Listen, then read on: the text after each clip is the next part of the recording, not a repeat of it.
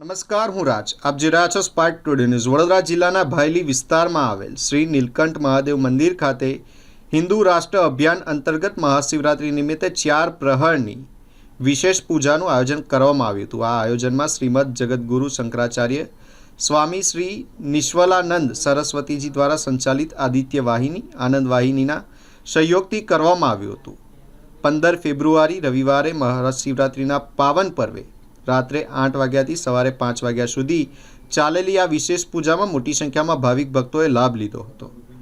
શિવમય વાતાવરણમાં ભક્તોએ મુખ્ય રાત્રિ પ્રહર પૂજાનો અનોખો અને અમૃતમય લાભ પ્રાપ્ત કર્યો હતો. મહાશિવરાત્રિના પર્વ નિમિત્તે બીજા દિવસે એટલે કે સોમવારે શ્રી નીલકંઠ મહાદેવ મંદિર તથા પીપળિયા હનુમાનજી મંદિર દ્વારા ભંડારાનું આયોજન કરવામાં આવ્યું હતું, જેમાં મોટી સંખ્યામાં શિવભક્તોએ મહાપ્રસાદી ગ્રહણ કરી હતી.